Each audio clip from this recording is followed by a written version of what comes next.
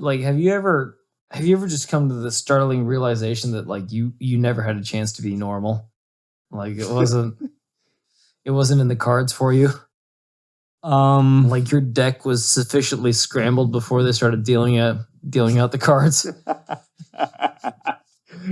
Like no one bothered to take out the jokers or anything like that. There's still the instruction card that's in the 52 that makes it like 56.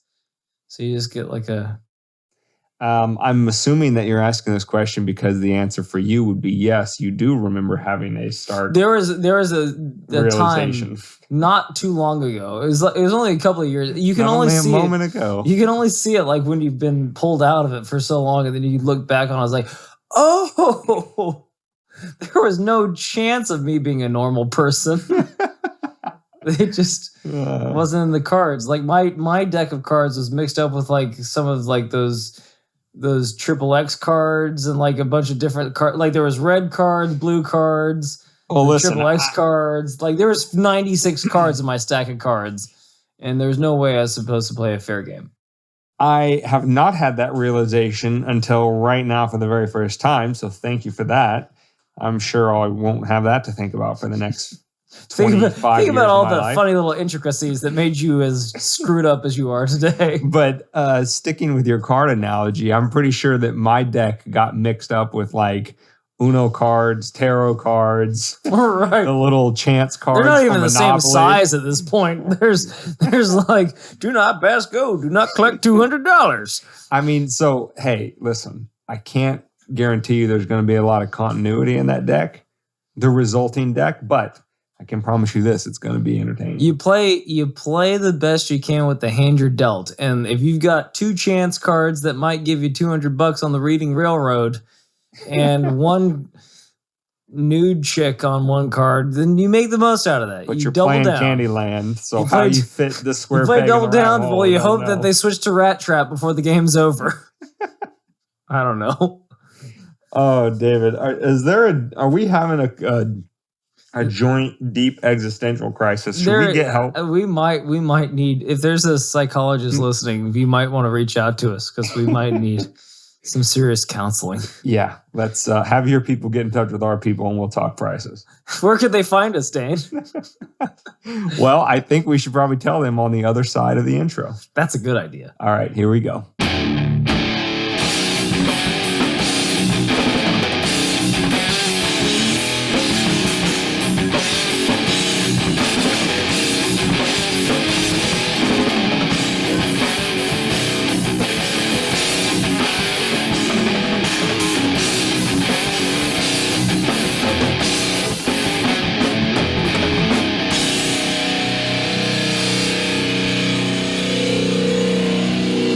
Welcome to Weapons of Meme Destruction Podcast, episode 48, which, as David alluded to, can be found at wmdpodcast.com/48. You can also find it on YouTube, Instagram, Twitter, TikTok, just anywhere you get your content, just type Weapons of Meme Destruction. Just imagine if this podcast was bigger, we might actually get the help we needed.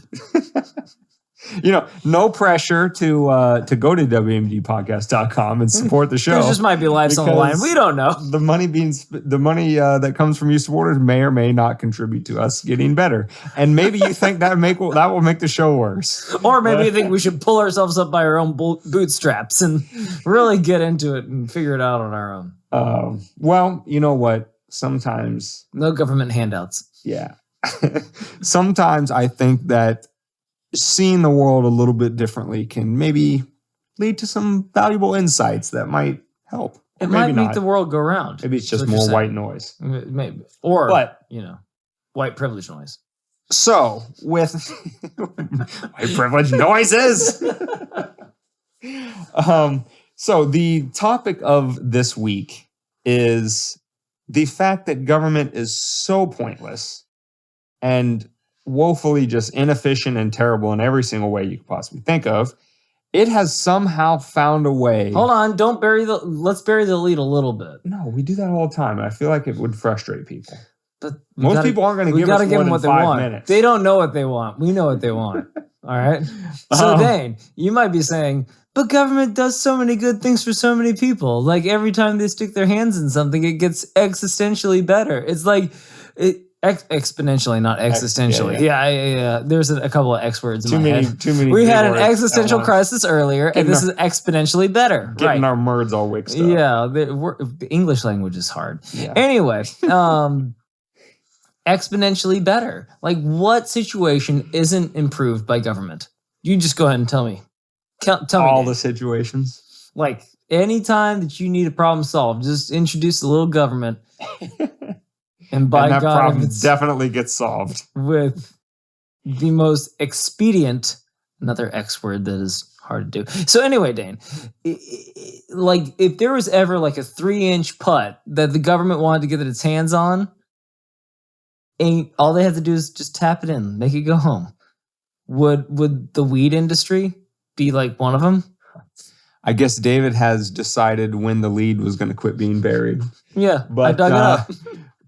I buried and dug it up. But wait, Just to let it know I could do it again. So today's topic is an article from the LA Times discussing how somehow the California government has managed to make legal weed a failing business, a business that can't succeed unless it gets, another $100 million of subsidization from the government. So now you might wonder, how wasn't is the that? weed market thriving before the government put their little dicks into it?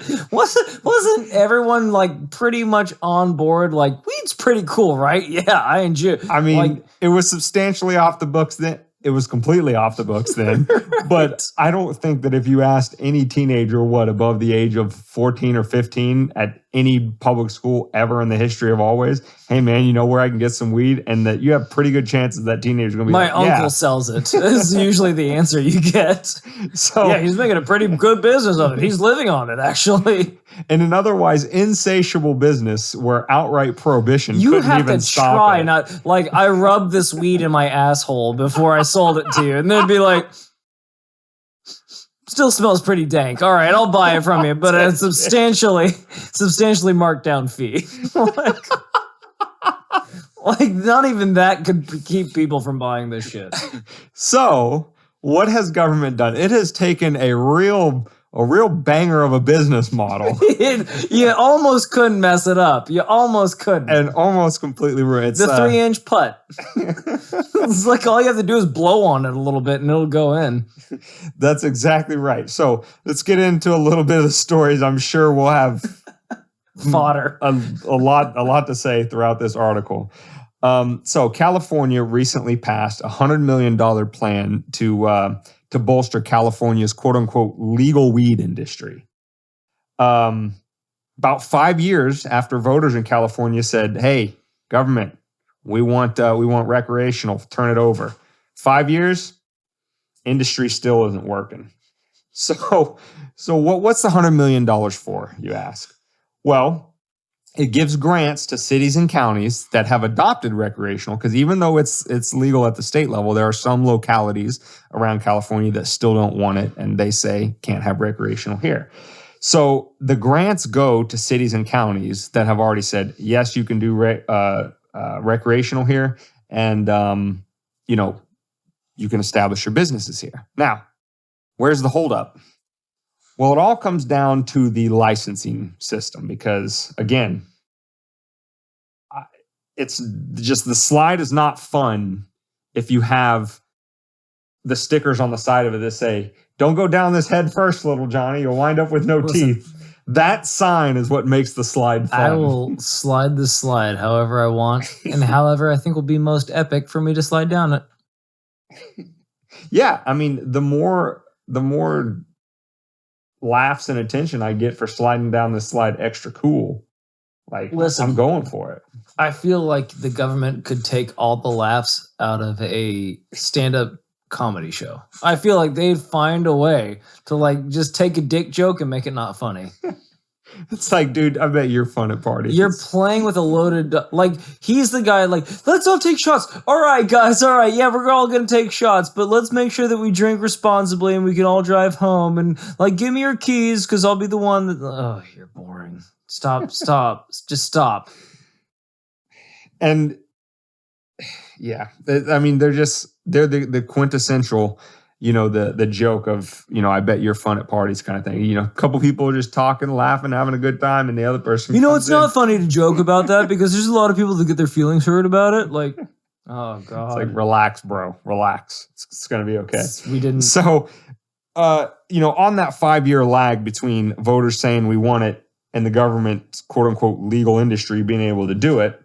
We have a quote here from a California legislator. Says, California voters approved Proposition 64 5 years ago and entrusted, I like that word, the legislature with creating a legal, well-regulated cannabis market. We have yet to reach that goal. Well, thank you, Representative Ting. David, podcast is still going on. Wake up. Sorry, I just fell asleep with all that in the thereto vis-a-vis legislation, recording, and licensure within the Section 3, Article B, Partisan 9 of the reformatory selling of marijuana.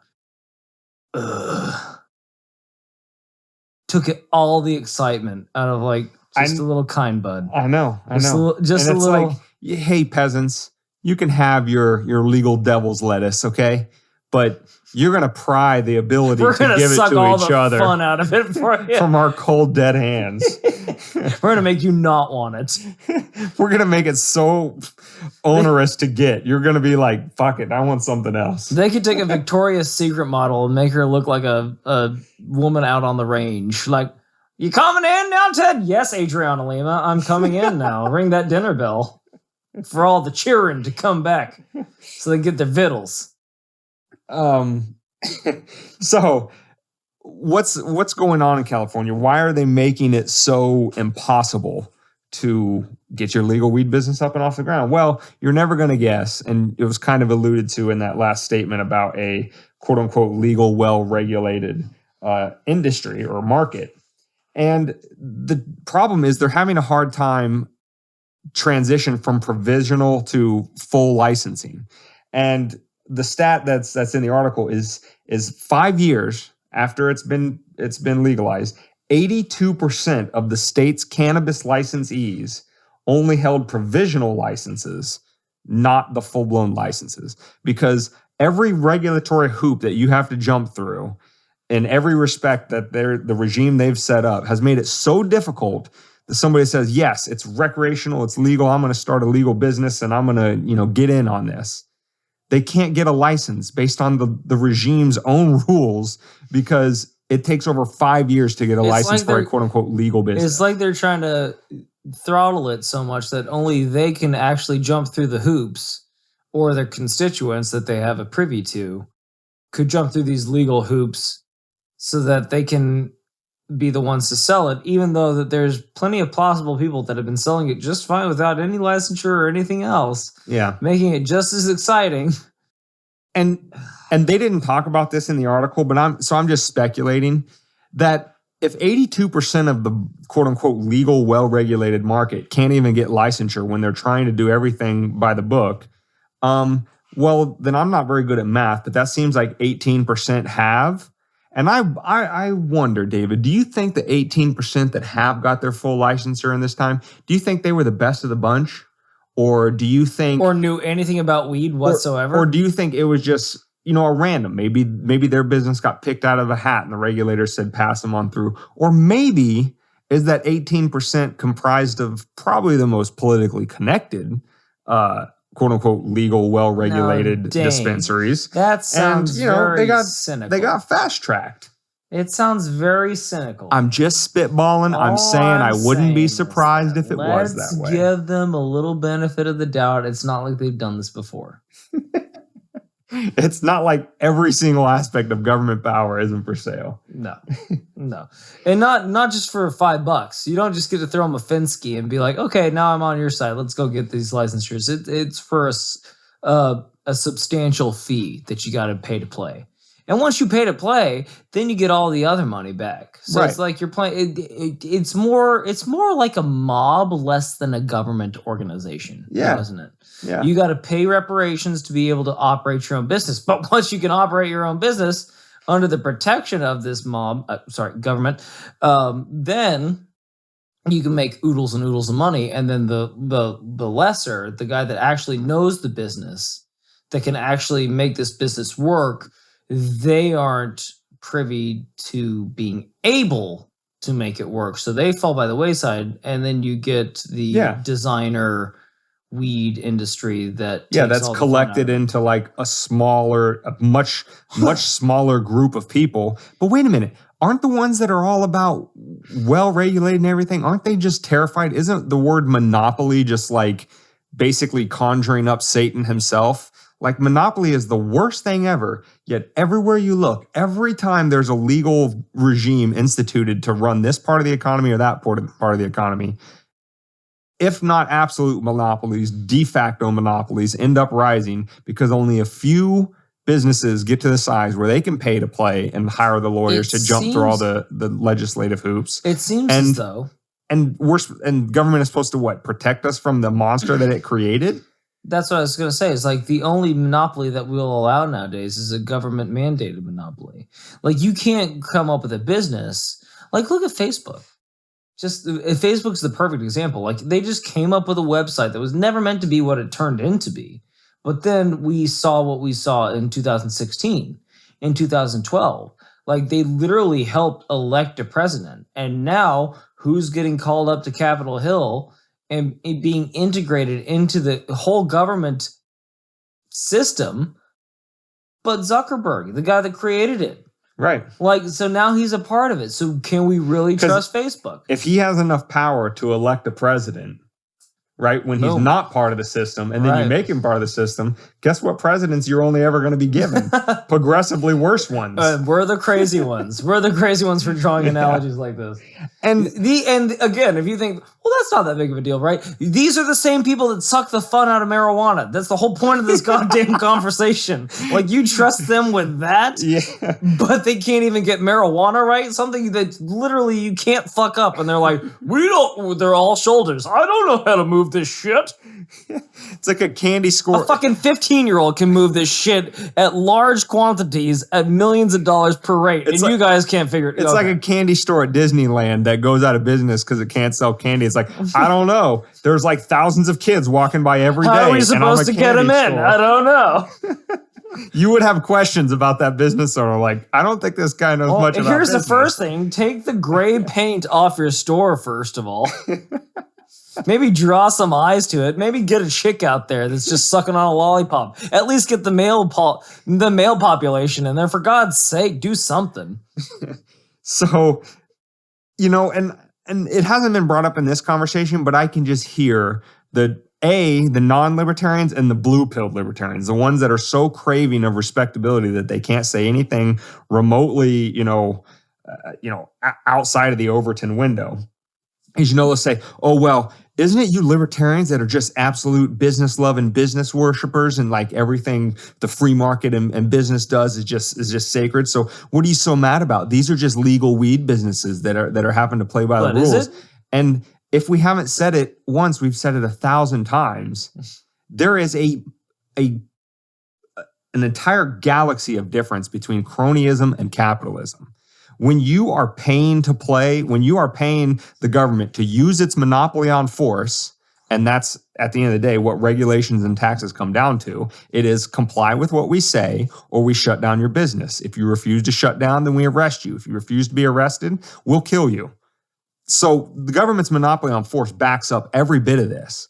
And so when some would go and lobby government, say, we want rules for this and we want money for that and da-da-da-da-da, they are harnessing that monopoly on force, which only the government has, to try to quote unquote compete in what you would call a free market. If that's your definition of a free market, we're talking about two different things.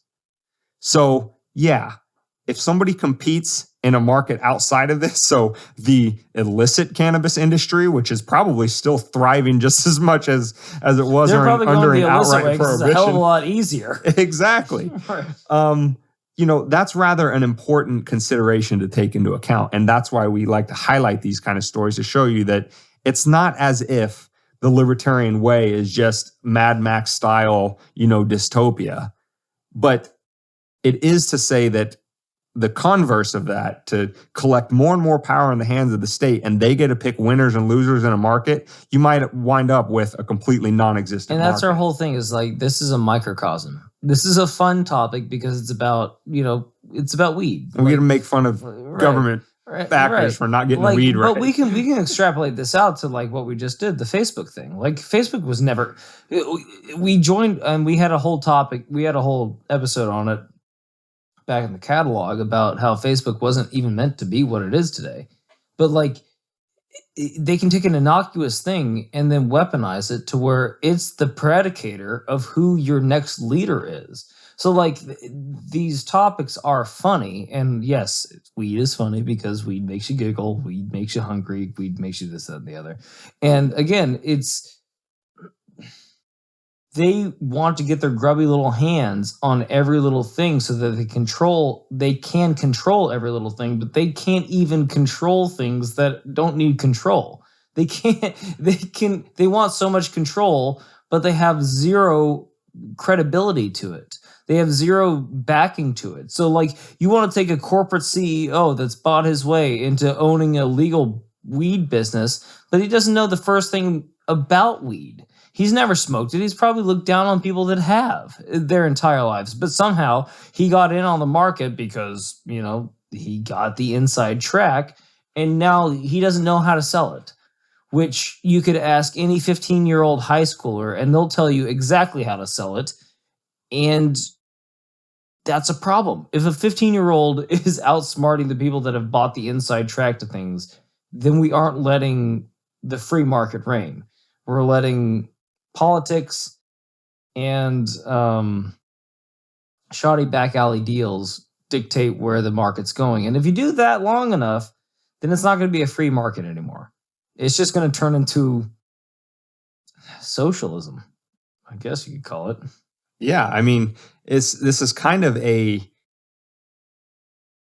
wouldn't even necessarily say a back door, because they're not even trying to hide it. They're pretty blatant about it. We've kind of touched on some of these other, we haven't dedicated full episodes to them, but things like the Great Reset and things like, global power centers that want more and more power to be able to tell people how to live their lives are not exactly hiding the ball, that they're not looking to each successive disaster as an opportunity to collect more power. I mean, they've said it explicitly. I think it was Justin Trudeau and the guy that leads the World Economic Forum, I forget what his name is.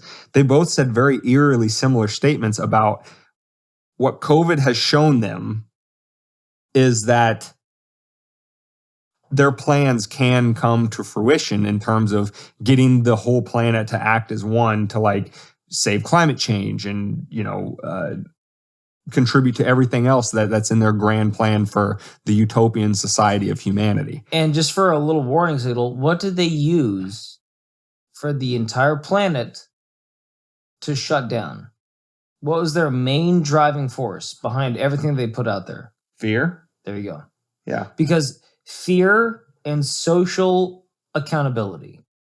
So now they make you afraid that you're going to die, or that one of your family members is going to die. And what they'll tell you is that your neighbor will go out and not be afraid. But you have to instill that fear upon him, because he'll kill your grandma if you let him go outside without a mask. So when it becomes self-monitorization and neighbor watching neighbor, like, that's, again, this is all straight out of the book of 1984. It's like, I don't want to harp on it. We've said it thousands of times, but like, how many times you got to get hit in the face with the fish to realize that fish is coming back from the left side, just like it hit you from the right side. Like, it's comical. And if you guys don't want to get off the warning track now, if you guys want to keep playing this game, there's only one end, and it's not a good one for the masses. I'll tell you that much right now. Yeah. I mean, because, that's the other thing about this is we're supposed to believe that everything about the free market is either stupid or evil, right? Jeff Bezos is, the world's worst person ever, because he made a bunch of money for bringing a service to people that is so convenient for so many of them that they are voluntarily willing to part with their money in exchange for the He got convenience. so much money, he his became a Marvel villain or DC villain. He literally turned from like some little bookie nerd to like Lex Luthor, like that. Yeah, and so listen, no matter what you think about the man and his personal misgivings and all that kind of stuff, the role of the entrepreneur is to anticipate what future consumers might want, because if you can anticipate that and bring that to them, you can intercept it. You can gain market share enough to where, you create something they really like and they're willing to pay you money for it.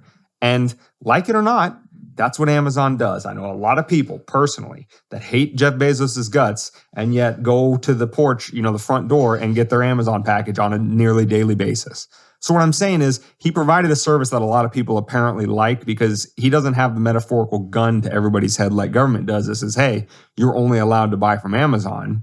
And yet Amazon became what it did. So, that's in the rigged economy that we still do have. That's as much of a free market example there is. But we're taught he's evil. He's the worst thing ever. He never contributed anything good to mankind ever. But yet all of the people in government that I guess are either cut from a different cloth or they're angels, while the rest of ours are demons, because the government's only capable of being populated by angels, they're always good, and they're just selfless public servants. So let's give them power and control and everything, because when Bezos gets it from people voluntarily handing over dollars to him, he's evil. But when they get it from forcing people to turn over their dollars, they're good. If that's not the most bass-ackwards, view of reality, that, again, if a person who fundamentally believes in the good that the state can and does provide has that worldview. I feel, again, I've said it's mind-blowing. I've said it before and I'll say it again. Like, if you truly do feel like they have your best interest in mind, I'm sorry for you. Like, you have your best interest in mind. I had a song a long time ago that says, nobody sees others' blood quite as well as their own. And watch and wait. When you're hurting, they won't give a shit about your plight until they're in the same boat as you. That's the POW issue. That's any given issue. That's the veterans issue nowadays. That's everything that happens. It's like, oh, it's all fictional. Oh, it's all made up, until all of a sudden it happens to you. And now this is your fulcrum of your argument, and nobody will listen to you, because guess what? Now all the things that you were saying to those people that you didn't believe before, you're saying, and now you're going up against what you were before you had this thing happen to you. So it's like you are like, I don't want to draw this, bleak analogy, but like, we're literally sheep walking down this lane that we know where it ends. We know that the saw blades are right there. We hear screams in front of us, and we're just walking down like, nah, this isn't it. This is way too theatrical. This is not how it ends. This is not how our society goes down. Our society goes down with like us fighting for freedom, like we see in all of our movies and all of our culture. America, fuck yeah! Like, no, we're gonna go down like heroes. But no, you don't. No empire ever goes down with a clash and a bang and a huge boom. It goes down with a whimper, and that's what we're doing right now. We're whimpering. We are so willing to give away every little iota of freedom for a little bit more comfort. Don't take any of my comfort away. Take my freedom away. But I want to be comfortable. Please. Give me legal, well-regulated, highly licensed weed only, and never. Please. I was enjoying it too much. You're right. Please, Daddy, take it away from me. Never any of that illegal stuff, which was illegal forever and yet killed nobody ever from an overdose. So, like, even the worst. Meanwhile, you got pharmaceutical companies paying you behind the scenes that are killing millions of people every fucking year. Fucking paying off laboratory studies saying that this isn't addictive. Wait, that's an opioid, right? Yeah, but it's like heroin, but it's in a pill form, so it's not addictive. Like, are you fucking kidding me? And then all of a sudden, millions of people die, and they're like, fucking whoopsie daisies. And then they go, all right, government, get them. They go, you guys are bankrupt now. Solvent your company. Take all the $3 billion out of your company. Give that to your private estate and start a new company. Name it something else and keep selling the same thing that you're doing. By the way, that's called, what was it? Purdue Pharma? That was making OxyContin? I don't know. I haven't followed the Purdue whole Pharma, opioid crisis that OxyContin. much. That's the whole thing. And basically, they've started a new company and are doing the same fucking thing they were doing. Fantastic. So shocking. If you want these people to protect you from all these ne'er-do-wells that are paying them, you are out of your goddamn mind. Yeah. So, and you know, we've kind of hit the highlights of the nuts and bolts of how this is all playing out in the California weed business, and that, you know, rather than actually let, you know, 1,000 flowers bloom from a truly free market, you know, no pun intended, the government says, we're going to create the entire market. We're going to set all the rules to it. And all those rules are going to be so onerous that people can't even get the bare license to play the game that all of set our up friends as it will. is. And so what needs to happen, because we did this, is you, the taxpayers, need to give us more money so we can fix it. The government is the only thing that fails upward. They make their problems for us and then have us pay them to fix the problems they made for us. They make the problem, either acknowledge or point out to us that it's a problem, and then say, but they need more money to fix the problem. Perfect. I mean, if this isn't the biggest racket, dude, that's a great business model. If you I'm can going to make pull a it problem for you, and then you're going to need me to fix the problem, and I'm going to charge you money to fix the problem I made for you in the first place. It's like, so, right. And I'm sure you can imagine, and this, it's like buying an Apple product, right? We're gonna don't want to play with that. We're gonna put this article in the show notes page. So you definitely got to go over to wmdpodcast.com/48 to read the whole thing, because we are skipping over. This is quite a long article, and you know, we try to keep these episodes commute length. But I do want to get to one more point, because it has some insidious aspects to it that when you sit there and think about it, you're like, yeah, they never miss an opportunity to drive a wedge between the people. So Los Angeles Mayor Eric Garcetti had this to say. Now, I want you to remember, up to this point in the episode, we've only been talking about, you know, whether a business can sink or swim in a free market versus one that's heavily regulated and all that kind of stuff. We haven't talked about the quality of those businesses, right? Well, now we're gonna get into quality. So Mayor Garcetti says, the money is, quote, essential in supporting a well-regulated, we've heard that one before, that's fine. Catch this next word, equitable and sustainable cannabis market. Now, that's a clever little word to throw in there when, again, this was all about safe, well-regulated, all that kind of stuff. Where did this concept of equity come into it, you might ask?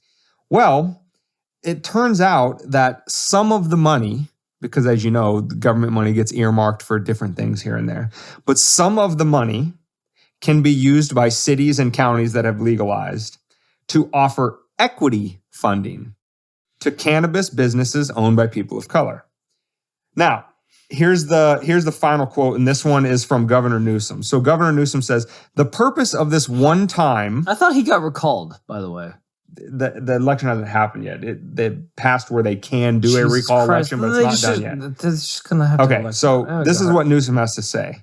The purpose of this one time 100 million, so that's funny, one time. Well, the one time we said set up a legal business. It sets a precedent for all the other times that you're going to do it, you fuck faces. Right. Yeah, it's not the one time. So anyway, hold on, I got to get through this quote. So Newsom says, the purpose of this one-time $100 million grant funding is to aid locals and provisional licensees, many of which are small businesses, legacy operators. Legacy operators? It's been legal for 5 years. How much legacy do you have? And, quote, equity applicants, and more expeditiously migrating to annual licensure. So, the point that I want to make about that is, and about never misses an opportunity to drive a wedge, I don't really care if a business owner is successful, why they're successful, as long as the cream rises to the top. Now, that could be because you have, quote unquote, equitable business owners, you know, people of certain predefined classes. That's not who determines who's winners and losers in the market. If you serve a superior product at a competitive price, you will beat out your competitors. And that's how the best gains market share. And that's how it would happen. But if the government comes along on its merry little band of picking winners and losers in the market and has as one of its criteria for picking winners and losers some arbitrary characteristic in mind, like what the race is of the business owner, which, by the way, wasn't it Martin Luther King who said something about judge by the content of your character, not the color of your skin?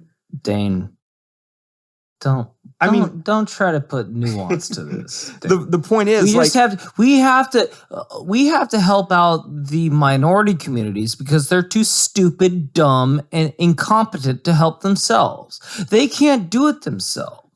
So we have to help them out and make sure that they succeed because they're so stupid, dumb. They can't even find out how to get their own licensure. In case this wasn't clear, because I know somebody's going to clip that up later. Oh, David is speaking as if he is a government official. Right. He is the all-carrying official. How dare you make me present an identification card to vote in my state? Yes. Nobody knows how to do that. It is a very sanctimonious... You indignant pieces of shit to think that people that don't have your education can't figure things out, that you can't even figure it out. Yeah. There's people that video you showed me, like they knew the exact address of the place that they had to go. Yeah. David's and we'll put this, I think I don't know if he's a comedian or whatever, but I think his name is Ami Horowitz, A-M-I. Horowitz. And what he did is he went to some more liberal well-to-do college campuses in California and asked some of the young students there, why do you think voter ID laws are, why are they bad? Racist. And then, they just regurgitate the platitudes that they hear all over the media. They can't afford internet. They don't have cell phones. No, their first answer, he didn't tell them it was racist. Right. That was their first response because that's what they're told on all of the mainstream sources. Voter ID is racist, yada, yada, yada. Now, when he asked them the explanation why it was racist, some of their excuses were, because those communities, is what they would say, those communities don't have access to the internet. Those communities don't always know how to work the internet, even if they have a computer. Those communities don't always have state-issued ID. Those communities don't always have... So they have all of these little, subtle, it's just grimy. When they feel like they're standing up for them, but they're really talking down to them at the same time. It's so deplorable. You're so educated that you become uneducated. You're so for them that you're actually against them. You don't have the agency to succeed on your own, so we're going to make sure that we hand it to you. Right. And you should thank us for doing it. How dare you? So later on, what really ties the whole little skit together, and again, wmdpodcast.com/48, we'll have the link there in the show notes, is he then goes to, I believe he goes to Harlem, so completely other side of the country. He goes to Harlem and he asks several, I don't think everybody he interviewed was African-American, but most of them were. And he would just ask them the questions from these college students. He would just go up to a guy on the street and say, hey, do you happen to have state issue ID on you? And the guy's like, yeah, I have my license. Everybody's got to have a license. You got to show ID everywhere you go. And then he asked another person, hey, do you know where your local voting precinct is? Like, yeah, it's over on 47th and 25th. He had the exact address figured out. And he would have to apologize to them several times. He's like, I know this question is going to sound very rude and I don't mean it like that. He's like, and then he would ask them and then they would answer and they would be like, why would people say that about us? And then why would they say that we're not? And then how he ties the video up is exactly how we are trying to say that they are. It's like, well, what would you think about somebody that thought all those things about you? And every one of those people that he interviewed in Harlem, not on the university campus, said they're ignorant. They don't know. You know what? And I was actually surprised by that too. There was a lot of class from, of course, from coming from them because they could have dropped the R bomb. They could have said they're racist, they're terrible people, they're whatever. But they took the high road and said, no, those people are ignorant. They need to meet more people. They need to get out. They were very, very polite about it. If somebody thought that I was so stupid, inept, or whatever, that's what they'll tell you. Those campus liberals think, right? If somebody thought that about me, I would be livid. If you said that they were smart enough to do that shit for themselves and to make these rules isn't racist because they're capable of doing those things themselves, that campus would have attacked you for being a racist. Of course. Because you're trying to stop them from voting. Yeah. Like, You're racist for me. pointing out their racism. Yeah, I'm racist for pointing out your what did the population call it? The Harlem population called it ignorance. Yeah. Oh, I'm racist for pointing out your ignorance. Yeah. Well, and if that's all it was, and we understand that's again, a lot. Again, we've gone a long way from the marijuana plot, but this is the well, no, I mean, I want to bring it back to the specific Right. tie into the marijuana, because if that's all it was in terms of the motivation of these politicians and bureaucrats to do this kind of thing, that would be bad enough. But what I suggest to you is there might be something a little bit more intentional and insidious about it. Is imagine you are a business owner A and business owner B is right across the street from you, and you guys are both doing fine. You're running your businesses. They're not By the doing. way, I have a perfect picture for this after you're done. Okay. Go ahead. They're not doing anything magical that would draw people to their business. You're not doing anything from yours. You're both just doing your thing. And then all of a sudden one day you wake up and they come and shut down your business because you don't have a license, but the other guy across the street has his. And you're like, yo, what was the reason? And they're like, oh, well, we decided to grant him, money to get licensure for equity reasons because he's a member of a certain protected class that we want to help those kind of business owners. Again, no difference in your two businesses whatsoever. Now you're both equally competent business owners, and now you're out of business and they're not. What I'm saying is, if any resentment could be built up over that from one business owner to the other, why would you be that shocked about it? And if you're thinking, David, you guys are going way over the top. I'll just bring you back to a couple of months ago, or maybe even a year ago.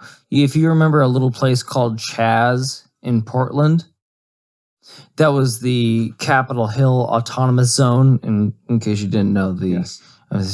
So it was totally fine when those people took over. Who's those people? The communists? Well, whatever they were, whoever set up the zone, the people that wanted to inhabit the Chaz zone, when they burnt down the businesses, when they overthrew the police in that area, when they basically decimated a whole 7 blocks of the city's structure, what did the mayor say? He's like, you know what? This is the summer of love. This is where it all comes together, and we're just going to let people figure out how to govern themselves, man. Peace and love will rule. And he was all peace and love. He didn't protect any of the business owners. And then all of a sudden, he realized when they were starting to light fires on his front lawn that maybe that's not the way to do things. Maybe you should have protected the people that were paying you in the first place and that were business owners. Well, and that's again, Trump and everybody never missed a beat to try to say that was the quintessential example of anarchism, which is not. That wasn't what it was. Like, you needed to protect the people that were business owners in your own place, but because he could have made a little political gain, he used it as like the summer of love kind of thing, right, until it became something. Now he needs to call in National Guard. Now he needs to protect himself because they don't have your best back until their feet are being held to the fire. Right, but I mean the whole point about the whole equity licensure and stuff like that, like you can get upset at the people who think that that's driving a wedge. You can get upset at the one business owner who's now out of business because he didn't meet some arbitrary definition of, skin color, race, color, creed, religion, sexual orientation, whatever. He didn't meet that metric, and that's the only reason he's out of business. If that guy gets upset, are you going to be that surprised? You don't have to agree with him being upset. You can think he's completely unjustified because he's got white privilege, but all I'm saying is acknowledge that is a potential likely outcome when you start picking winners and losers based on arbitrary characteristics, rather than did they provide a better good or service. And again, maybe that's an innocent mistake from well-meaning people. Could be. Am I naive enough not to think that some politicians and bureaucrats are like, oh yeah, this is going to keep driving wedges between the people. And This guess is what?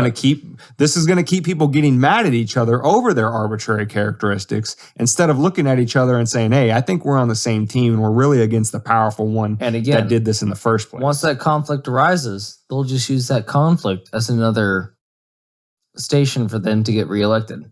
The to conflict is divide what and they conquer need. more, yeah. Conflict is what they need, and they will use it to say that they'll dwindle down the conflict when they get reelected. Yeah. Even though the conflict that's raging right now is from their own. Well, to bring the conversation full circle. Correct. What we said at the beginning. They created the problem But and now said, give me more money to fix the problem that I created.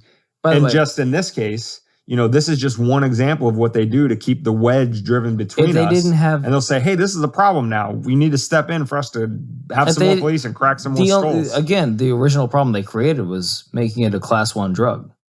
Marijuana, a class 1 drug that has zero of the detractors that Characteristics to meet class 1. right, exactly. And then alcohol, which is a legal drug to consume at your leisure, can't actually kill you in one night. And there's been zero, I mean, aside from like getting really high and thinking you can drive to Pizza Hut, I mean, that's just a DUI. But anyway, they took a drug and made it a class 1 that wasn't a class 1 drug and won't fuck your life up in the slightest. And now they're saying, okay, maybe it wasn't as bad as we said it was. Now maybe we can legalize it, but we got to legalize it so that we can make money off of it. Okay, cool. So go make money off of it. You just wanted And to they're become the new drug dealer.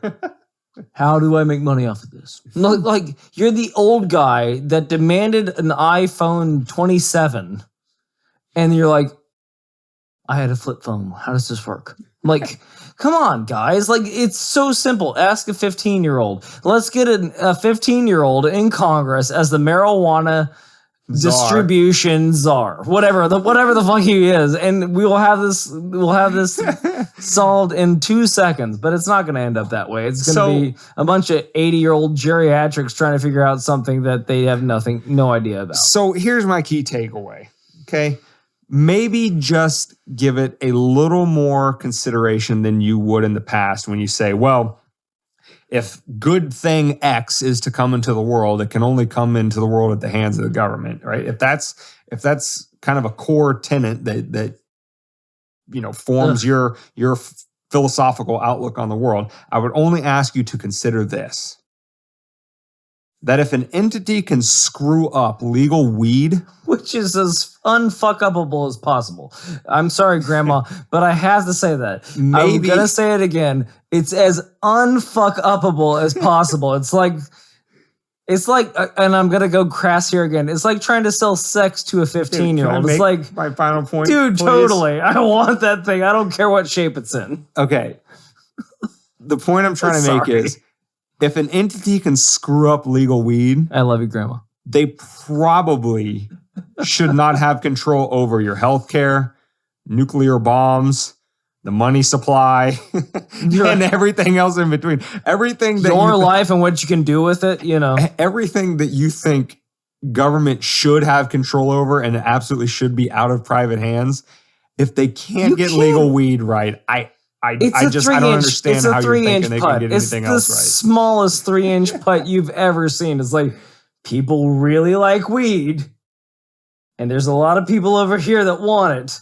All you have to do is not get in the way. They're like, can you explain this one more time? I'm really fucking up the middle part right now. I'm sorry, Grandma. But so, with that being said, hands off. And like we like to do on Weapons of Meme Destruction, is that we like to take a stupid subject and really harp on it to extrapolate it out to the 50,000 foot view of it and be like, okay, so if they can't even get weed right, how are they getting taxes right? How are they getting anything right? If you can't even figure out this 1 + 1 = 2 situation, you want them to do complex algebra? Interesting. Interesting. You know what? If nothing else, you don't have to agree with this. I hope this episode made you think. And if it did. And if it didn't, hopefully it made you laugh a little bit. Yes. And if it did, definitely please like, subscribe, and share this episode wherever you can. You can find us on any podcast catcher. Just type in Weapons of Immune Destruction. Go to wmdpodcast.com/48 if you want to see that Ami Horowitz video and read the article we've been discussing.